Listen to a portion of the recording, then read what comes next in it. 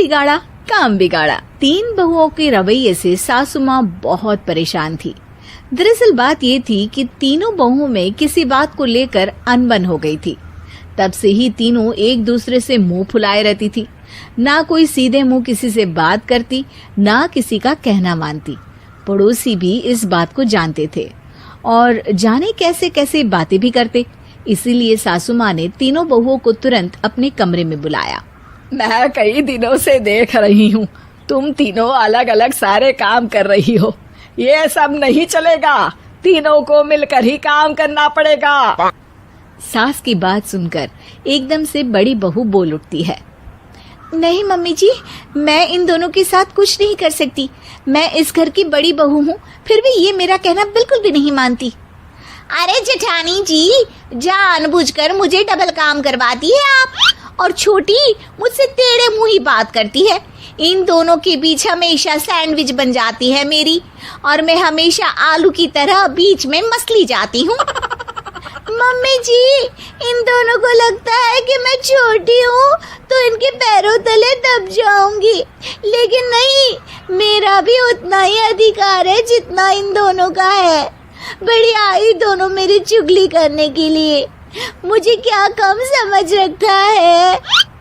तीनों बहू एक दूसरे से बहस करने लगती है और सास दोबारा ये देखकर टेंशन में आ जाती है और सबसे कहती है, चुप हो जाओ, अब से तुम तीनों सारे काम एक साथ करोगी। आंख बंद करके एक दूसरे की बात सुनोगी। तुम तीनों इस बात को गांठ बांध लो, वरना अगली छुट्टियों में तुम्हारा अपना मायके जाना कैंसिल। सास की बातें सुनकर डर के मारे तीनों हामी भर देती हैं। जी मम्मी जी, मैं समझ गई। हाँ मम्मी जी, जैसा आप कहें। आप जो कहेंगी मैं वही करूंगी। तीनों बहू सास की बात को गांठ बांध लेती है और वादा करती है कि अब से सारे काम वो तीनों एक साथ मिलकर ही करेंगी। ये सब देखकर सास खुश हो जाती है और वहां से चली जाती है। नीचे जाकर वो देखती है कि घर में शर्मा जी आए हुए होते हैं। सास जोर से आवाज लगाकर कहती है, अरे बहू, जरा चाय बनाकर तो लाना, शर्मा जी आए हैं। सास की बात सुनकर तीनों बहू तुरंत किचन की ओर भागती है और चाय बनाना शुरू कर देती है। मुझे तो एकदम मसाले वाली कड़क चाय पसंद है, तो हम शर्मा जी के लिए मसाले वाली चाय ही बनाएंगे। अरे नहीं दीदी, गर्मी के मौसम में मसाला चाय कौन पीता है? मैं तो शर्मा जी के लिए इलायची वाली चाय ही बनाऊंगी। ये कैसी बात कर रही हैं आप दोनों? मेरी मम्मी ने सिखाया है कि मेहमान को ज्यादा दूध और शक्कर वाली चाय देनी चाहिए, वरना वो घर वालों को कंजूस समझते हैं। तो मैं तो शर्मा जी को ऐसी ही चाय दूंगी। तीनों बहुएं अपने अपने तरीके से चाय में शक्कर, मसाला, पत्ती सब डाल देती है। उबलने के बाद तीनों मिलकर चाय बाहर लेकर जाती है और शर्मा जी और सासू माँ को देती हैं। चाय पीने के बाद शर्मा जी सासू माँ को देखकर शर्मा जाते हैं और शर्मिंदा महसूस करते हैं कि आखिर उन्होंने चाय पीने के लिए हामी क्यों भरी। सासू माँ भी चाय पीना शुरू करती है और कहती हैं, अरे बहू, ये कैसी चाय बनाई है? चाय है या मीठे दूध की बासुंदी? हाँ, चाय अच्छी नहीं लगी क्या? कोई बात नहीं, हम पराठा बनाकर लाते हैं। चलो चलो अंदर। हाँ हाँ चलो। हाँ आती हूँ मैं भी। नहीं नहीं, मेरा पेट चाय ने ही चौपट कर दिया, वही काफी है। पराठे से पोपट नहीं करवाना, मैं तो चलता हूँ। शर्मा जी चुपचाप पतली गली से निकल जाते हैं। अगले दिन सास बहुओं से कहती है, अरे बहू, जाओ जाके ऊपर के गेस्ट हाउस की सफाई कर दो। कल हमारे यहाँ मेरे दूर के रिश्तेदार आने वाले हैं, तो पूरे कमरे को चमका देना, समझी? तीनों बहू सास की बात को मानकर ऊपर सफाई करने चली जाती हैं और तीनों कमरे की सफाई चालू कर देती है। बड़ी बहू मकड़ी के जाले साफ करती है, तो बीच वाली झाड़ू लगाना और छोटी वाली सर्फ डालकर जमीन धोना शुरू कर देती है। अरे दीदी, जेठानी जी, अभी मैंने पूरी फर्श धोई और आप फिर से धूल नीचे गिरा रही हैं। और मछली जेठानी जी, आप बिना झाड़ू की धूल यहाँ छटक रही हैं।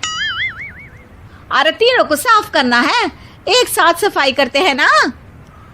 अरे वही तो, हम साथ साथ हैं, घर साफ साफ है।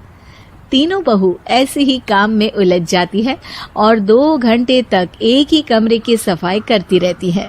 बहुत देर से अपनी बहुओं को ना देखने के कारण सास ऊपर कमरे में उन्हें देखने जाती है, लेकिन कमरे में घुसती ही वो गीली फर्श पर फिसलने के कारण नीचे गिर जाती है। ओरी मोरी मैया, हड्डी मरोड़ के रख दी।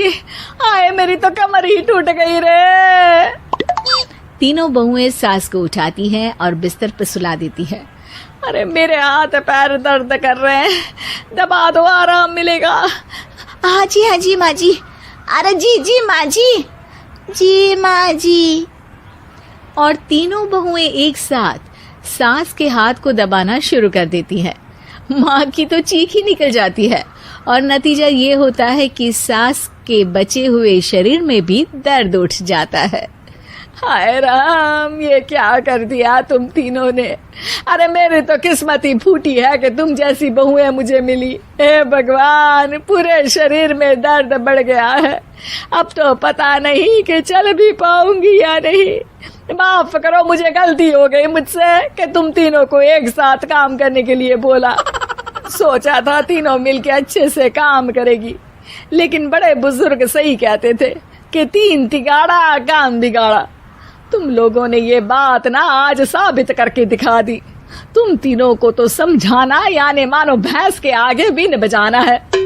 तुम्हें अकेले अकेले काम करना है ना, तो अब से तुम अकेले ही अपना अपना काम करो। तीनों बहुएं वहां से जाने लगती है। अरे कहाँ जा रही हो?